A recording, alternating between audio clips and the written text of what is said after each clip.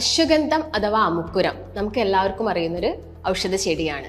ഒരുപാട് ആരോഗ്യ ഗുണങ്ങളുള്ള ഈ ഔഷധ ചെടിയുടെ ഉപയോഗം പലർക്കും അറിയില്ല. കൂടുതലായിട്ടും യൂസ് ചെയ്യുന്നത് വേരാണ്. ഇപ്പം ഇറക്ടൈൽ പ്രോബ്ലംസ് ഒക്കെ ആണെങ്കിൽ കൂടുതൽ എഫക്റ്റ് തരുന്നത് ചൂർണമായിരിക്കും അഥവാ പൊടിയായിരിക്കും. അശ്വഗന്ധാദി ലേഹ്യത്തിൽ കൂടുതലായിട്ട് യൂസ് ചെയ്യുന്ന ഇൻഗ്രീഡിയൻസ് എള്ള്, അതുപോലെ തന്നെ ഉഴുന്നുപരിപ്പ്, നെയ്യ്, ഇതൊക്കെയാണ് കൂടുതലായിട്ടും യൂസ് ചെയ്യുന്നത്. ആദ്യം തന്നെ നമ്മൾ ആയുർവേദപരമായിട്ട് പറയുകയാണെങ്കിൽ മെയിനായിട്ട് നമുക്ക് വാതശമനത്തിന് വേണ്ടിയിട്ട് ഇത് യൂസ് ചെയ്യാം. അതുപോലെ തന്നെ നമസ്കാരം, ഞാൻ ഡോക്ടർ ഭാഗ്യ, Q&B ഹെൽത്ത് കെയറിലെ ആയുർവേദ ഡോക്ടറാണ്. അശ്വഗന്ധം അഥവാ അമുക്കുരം നമുക്ക് എല്ലാവർക്കും അറിയുന്നൊരു ഔഷധ ചെടിയാണ്.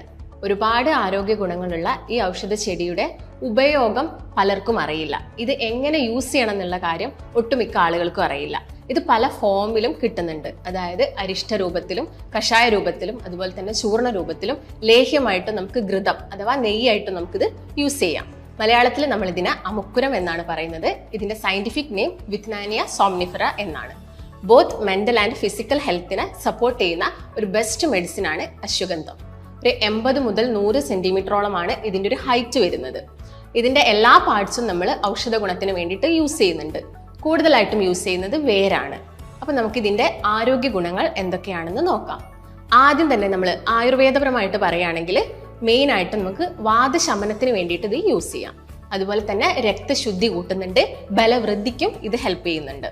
അതുപോലെ തന്നെ നമുക്കിത് റെസ്പിറേറ്ററി കംപ്ലയിൻസിൽ, അതായത് കഠിനമായിട്ടുള്ള ചുമ, ശ്വാസം മുട്ട്, നിങ്ങൾക്ക് ഇടയ്ക്കിടയ്ക്ക് ഉണ്ടാവുന്ന അലർജി കംപ്ലയിൻസിനൊക്കെ നമുക്ക് അശ്വഗന്ധം യൂസ് ചെയ്യാം. അതുപോലെ തന്നെ ഇപ്പം ഡെലിവറി കഴിഞ്ഞ് കിടക്കുന്ന സ്ത്രീകളിൽ അവർക്കൊരു പോസ്റ്റ്മോർട്ടം ഡിപ്രഷനൊക്കെ വരാനുള്ള ചാൻസസ് കൂടുതലാണ്. ഇങ്ങനെയുള്ള കേസിൽ നമുക്ക് അശ്വഗന്ധം യൂസ് ചെയ്യാം. അതുപോലെ തന്നെ മുലപ്പാലിൻ്റെ വർധനയ്ക്ക് വേണ്ടിയിട്ട് നമുക്ക് അശ്വഗന്ധം യൂസ് ചെയ്യാം. അതുപോലെ തന്നെ നമുക്ക് ഡൈജസ്റ്റീവ് കംപ്ലയിൻസ് നമുക്കറിയാം, ഒട്ടുമിക്ക ആളുകൾക്കും ഉണ്ടാകുന്നതാണ് ദഹനക്കേട്, അല്ലെങ്കിൽ രുചിയില്ലായ്മ, വിശപ്പില്ലായ്മ. ഈ കണ്ടീഷനിലൊക്കെ നമുക്ക് അശ്വഗന്ധം നല്ലൊരു ബെസ്റ്റ് മെഡിസിൻ ആയിട്ട് തന്നെ യൂസ് ചെയ്യാൻ സാധിക്കും. ഞാൻ നേരത്തെ പറഞ്ഞു, ഫിസിക്കൽ ഹെൽത്തിനെ മാത്രമല്ല, ഇത് മെന്റൽ ഹെൽത്തിനെയും സപ്പോർട്ട് ചെയ്യുന്നുണ്ടെന്ന്. അതായത് നമുക്ക് വരുന്ന ഓർമ്മക്കുറവ്, അല്ലെങ്കിൽ ബുദ്ധിക്കുറവ്, അല്ലെങ്കിൽ നമുക്ക് ഇടയ്ക്കിടയ്ക്ക് വരുന്ന മറവി, ഇങ്ങനെയുള്ള അസുഖങ്ങളിലൊക്കെ നമുക്ക് അശ്വഗന്ധം യൂസ് ചെയ്യാവുന്നതാണ്. അതുപോലെ തന്നെ നിങ്ങൾക്കിപ്പോൾ എന്തെങ്കിലും ഒരു ക്ഷതം സംഭവിച്ചു കഴിഞ്ഞിട്ട് നിങ്ങൾ അതിന് വേണ്ടിയിട്ടുള്ള മെഡിക്കേഷൻസും കാര്യങ്ങളൊക്കെ എടുത്തിട്ട് റെസ്റ്റ് എടുക്കുന്ന സമയത്ത് നമുക്ക് അശ്വഗന്ധം യൂസ് ചെയ്യാവുന്നതാണ്. ഇതുമൂലം നമുക്ക് ബലം വർദ്ധിക്കും. അതുപോലെ തന്നെ ലൈംഗിക ശക്തി കൂട്ടാൻ വേണ്ടിയിട്ടും അശ്വഗന്ധം ഹെൽപ്പ് ചെയ്യുന്നുണ്ട്. അതായത് ഇപ്പം ഇറക്ടൈൽ ഡിസ്ഫങ്ഷൻ പോലുള്ള അസുഖങ്ങൾ, അല്ലെങ്കിൽ നമുക്കുണ്ടാകുന്ന സ്പേം കുറയുന്ന ഒരു കണ്ടീഷൻ, അല്ലെങ്കിൽ സ്പേമിൻ്റെ മോർട്ടാലിറ്റി കുറയുന്ന കണ്ടീഷനിൽ, ഇങ്ങനെയുള്ള എല്ലാ അസുഖങ്ങളിലും നമുക്ക് അശ്വഗന്ധം യൂസ് ചെയ്യാവുന്നതാണ്. അതുപോലെ തന്നെ നെർവിന് വരുന്ന ഡാമേജസ്, അതായത് ശക്തിക്കുറവ്, അല്ലെങ്കിൽ ബലക്കുറവ്, തളർച്ച, ഇങ്ങനെയുള്ള അസുഖങ്ങളൊക്കെ നമ്മൾ കേൾക്കുന്നുണ്ട്. ഇങ്ങനെയുള്ള കണ്ടീഷനിലൊക്കെ നമ്മൾ അശ്വഗന്ധം യൂസ് ചെയ്യുന്നത് വളരെ ഉപകാരമാണ്. എങ്കിൽ അത് അതിൻ്റെ കറക്റ്റായിട്ടുള്ളൊരു ഫോമിൽ തന്നെ യൂസ് ചെയ്യണം. അപ്പോൾ എപ്പോഴും നിങ്ങളൊരു ഡോക്ടറിന്റെ നിർദ്ദേശപ്രകാരം മാത്രം ഇങ്ങനെയുള്ള മെഡിക്കേഷൻസ് ഒക്കെ എടുക്കുക. ഇനി ഇതെങ്ങനെയാണ് നമ്മൾ യൂസ് ചെയ്യേണ്ടതെന്ന് നോക്കാം. അതിൽ ആദ്യം തന്നെ ഈ അമുക്കുരം നന്നായിട്ട് കഴുകിയിട്ട് വൃത്തിയായിട്ട് പാലിൽ പുഴുങ്ങിയിട്ട് തണലത്ത് വെച്ച് ഉണക്കിയിട്ടാണ് നമ്മൾ നോർമലി ഇത് യൂസ് ചെയ്യുന്നത്. അതുപോലെ തന്നെ ഓരോരോ കണ്ടീഷനിൽ ഓരോ രീതിയിലാണ് യൂസ് ചെയ്യുന്നത്. ഞാൻ നേരത്തെ പറഞ്ഞു കഴിഞ്ഞു. ഇതിൻ്റെ എല്ലാ പാർട്സും തന്നെ നമുക്ക് യൂസ് ചെയ്യാവുന്നതാണ്. കൂടുതലായിട്ടും യൂസ് ചെയ്യുന്നത് വേരാണ്. ഇപ്പം ഇറക്ടൈൽ പ്രോബ്ലംസ് ഒക്കെ ആണെങ്കിൽ കൂടുതൽ എഫക്റ്റ് തരുന്നത് ചൂർണമായിരിക്കും അഥവാ പൊടിയായിരിക്കും. അപ്പോൾ ഇത് നമ്മൾ നൈറ്റ് ടൈമിൽ ഒരു ടീസ്പൂൺ പാലിലൊക്കെ മിക്സ് ചെയ്ത് കഴിക്കുന്നതാണ് കുറച്ചും കൂടി ബെറ്റർ. അതുപോലെ തന്നെ ഇപ്പോൾ സ്ത്രീകളുടെ കേസ് നോക്കുകയാണെങ്കിൽ, ഈ അബോർഷൻ അല്ലെങ്കിൽ മിസ്കാരേജ് ഒക്കെ കഴിഞ്ഞ ലേഡീസ് ആണെങ്കിൽ അവർ കൂടുതലായിട്ടും ഈ അശ്വഗന്ധം എടുക്കേണ്ടത് തേനിലാണ്. അങ്ങനെ എടുക്കുന്ന സമയത്താണ് അതിൻ്റെ കൂടുതലായിട്ടുള്ള ഒരു ബെറ്റർ റിസൾട്ട് നമുക്ക് കിട്ടുന്നത്. അതുപോലെ തന്നെ എക്സിമ പോലെയുള്ള കണ്ടീഷനിൽ നമുക്ക് അമുക്കുരത്തിൻ്റെ ഇല അരച്ചിട്ട് ആ ഒരു ഭാഗത്ത് അപ്ലൈ ചെയ്ത് കൊടുക്കുന്നത് നല്ലൊരു റിസൾട്ട് കിട്ടുന്നതാണ്. അതുപോലെ തന്നെ ഞാൻ നേരത്തെ പറഞ്ഞു, ഈ ED പ്രോബ്ലംസ് അഥവാ ഇറക്ടൈൽ പ്രോബ്ലംസ് ഒക്കെ ഉള്ള ആളുകളിൽ അമുക്കുരത്തിൻ്റെ പൊടിയും അതുപോലെ തന്നെ നായ്ക്കുരണം പൊടിയും കൂടി മിക്സ് ചെയ്ത് കഴിക്കുന്നതും ഒരു ബെറ്റർ റിസൾട്ട് കിട്ടാൻ ചാൻസ് ഉണ്ട്. അതും അവർക്ക് പ്രാക്ടീസ് ചെയ്ത് നോക്കാം. പക്ഷേ എപ്പോഴും ഒരു ഡോക്ടറിൻ്റെ നിർദ്ദേശപ്രകാരം മാത്രം ഇത് ഫോളോ ചെയ്യുക. അതുപോലെ തന്നെ ഇപ്പം മെനോപോസ് ആയ അല്ലെങ്കിൽ ആർത്തവ വിരാമം സംഭവിച്ച സ്ത്രീകളിലാണെങ്കിലും അവർക്ക് ഈ അശ്വഗന്ധം എടുക്കുന്നത് എപ്പോഴും രാത്രി സമയങ്ങളിൽ പാലിൽ മിക്സ് ചെയ്ത് എടുക്കുന്നതാണ് കുറച്ചും കൂടി ബെറ്റർ. അതുപോലെ തന്നെ നമുക്കിപ്പം ഇതൊന്നും പോസിബിൾ അല്ലെങ്കിൽ നമുക്ക് ഡയറക്റ്റ് ആയിട്ട് ഇതിൻ്റെ അരിഷ്ടോ അല്ലെങ്കിൽ കഷായോ അല്ലെങ്കിൽ ലേഹ്യമോ ഒക്കെ യൂസ് ചെയ്യാവുന്നതാണ്. അപ്പോൾ നമുക്കിതിലെ ഓരോന്നിനെ കുറിച്ചിട്ടും കൂടുതൽ കാര്യങ്ങൾ മനസ്സിലാക്കാം.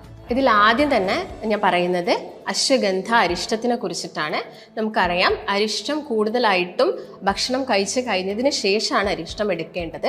ഇതിലുള്ള ഇൻഗ്രീഡിയൻസ് നമുക്കെല്ലാം കോമൺ ആയിട്ട് അറിയുന്ന ചന്ദനം, അതുപോലെ തന്നെ വയമ്പ്, മഞ്ഞൾ, മരമഞ്ഞൾ, നിലപ്പന, മഞ്ചട്ടി, കടുക്കത്തോട്, ഇങ്ങനെ ഒരുപാട് ഇൻഗ്രീഡിയൻസ് അശ്വഗന്ധാരിഷ്ടത്തിലുണ്ട്. ഏതൊക്കെ കണ്ടീഷനിലാണ് ഇത് യൂസ് ചെയ്യുന്നതെന്ന് പറയുന്നത് കൂടുതലായിട്ട് ഇപ്പം സ്ത്രീകളുടെ കേസൊക്കെ നോക്കുകയാണെങ്കിൽ അവർക്ക് ഈ ആർത്തവ സമയത്ത് പെട്ടെന്ന് തലകറക്കമൊക്കെ അനുഭവപ്പെടാറുണ്ട്, അല്ലെങ്കിൽ വയറുവേദനയൊക്കെ അനുഭവപ്പെടാറുണ്ട്. അശ്വഗരിഷ്ടം ബെറ്റർ ആണ്. അതിൻ്റെ കൂടെ തന്നെ അവർക്ക് അശ്വഗന്ധാരിഷ്ടം എടുക്കുന്നതും കുറച്ചും കൂടി നല്ലൊരു റിസൾട്ട് കിട്ടും. അതുപോലെ തന്നെ അഗ്നിമാന്ദ്യമുള്ള ആളുകൾ, അഗ്നിമാന്ദ്യം എന്ന് പറയുന്നത് ഇംപ്രോപ്പർ ആയിട്ടുള്ള ഡൈജഷൻ, അവർക്ക് പെട്ടെന്ന് ഈ പുളിച്ച് തേട്ട് അസിഡിറ്റിയുടെ ബുദ്ധിമുട്ട് വരിക, അല്ലെങ്കിൽ കീശ്വാസം ഒരുപാട് പോകുന്ന ആളുകൾക്കൊക്കെ ഈ അശ്വഗന്ധാരിഷ്ടം നല്ലൊരു റിസൾട്ട് കൊടുക്കും. അതുപോലെ തന്നെ ഉറക്കക്കുറവ് പോലെയുള്ള ബുദ്ധിമുട്ടുള്ള ആളുകൾ, അതുപോലെ തന്നെ നിങ്ങൾക്ക് ശരീര പുഷ്ടിക്കൊക്കെ ആണെങ്കിലും അശ്വഗന്ധാരിഷ്ടം എടുക്കുന്നത് കുറച്ചും കൂടി ഒരു എഫക്റ്റ് നൽകുന്നതാണ്.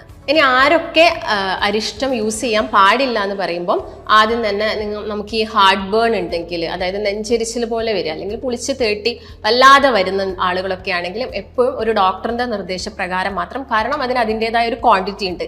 എല്ലാ ആളുകളും സെയിം ക്വാണ്ടിറ്റിയിലല്ല അരിഷ്ടമാണെങ്കിലും കഷായമാണെങ്കിലും കഴിക്കേണ്ടത്. അപ്പം ആ ഒരു രീതിയിൽ തന്നെ വേണം കഴിക്കാൻ. അതുപോലെ തന്നെ ചെറിയ കുട്ടികളാണെങ്കിലും അവർക്ക് ആ ഒരു ക്വാണ്ടിറ്റിയിൽ ചേഞ്ചസ് വരും. അതുപോലെ ഞാൻ നേരത്തെ പറഞ്ഞ GID കണ്ടീഷൻ പോലുള്ള ആളുകളൊക്കെ ആണെങ്കിലും പ്രത്യേകം അവരുടെ ഡോക്ടറോട് ചോദിച്ചു തന്നെ കഴിക്കുക. നെക്സ്റ്റ് പറയുന്നത് അശ്വഗന്ധാദി ഘൃതാണ്. ഘൃതം എന്ന് പറയുന്നത് നെയ്യിനെയാണ്. അപ്പം ഇത് പാലിൽ കുറുക്കിയിട്ട് നെയ്യിൽ വേവിച്ചെടുക്കുന്ന അശ്വഗന്ധാദി ഘൃതം എന്ന് പറയുന്നത് കൂടുതലായിട്ടും സ്പേം കൗണ്ട് വർദ്ധിപ്പിക്കാൻ, അല്ലെങ്കിൽ സ്പേമിന്റെ മോട്ടിലിറ്റി കൂട്ടാനൊക്കെയാണ് അശ്വഗന്ധാദി ഘൃതം പറയുന്നത്. പിന്നുള്ളത് അശ്വഗന്ധാദി ലേഹ്യാണ്. അശ്വഗന്ധാദി ലേഹ്യം നോർമലി നമ്മുടെ ശരീര പുഷ്ടിക്കും അതുപോലെ തന്നെ മസിൽ ബൾക്ക് കൂട്ടാനും പെട്ടെന്ന് ആളുകളിൽ വരുന്ന ക്ഷീണമൊക്കെ കുറയ്ക്കാനൊക്കെ നമുക്ക് അശ്വഗന്ധാദി ലേഹ്യം യൂസ് ചെയ്യാം. അശ്വഗന്ധാദി ലേഹ്യത്തിൽ കൂടുതലായിട്ട് യൂസ് ചെയ്യുന്ന ഇൻഗ്രീഡിയൻസ് എള്ള്, അതുപോലെ തന്നെ ഉഴുന്ന പരിപ്പ്, നെയ്യ്, ഇതൊക്കെയാണ് കൂടുതലായിട്ടും യൂസ് ചെയ്യുന്നത്.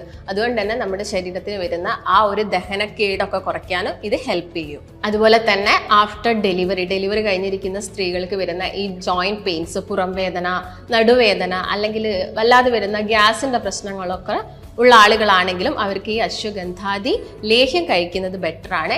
അതും എപ്പോഴും ഒരു പാലിന്റെ കൂടെ എടുക്കുക. പാലിന്റെ കൂടെ വിഴുങ്ങാൻ പാടില്ല, അത് ജസ്റ്റ് അലിയിച്ചിട്ട് വേണം കഴിക്കാൻ വേണ്ടിയിട്ട്.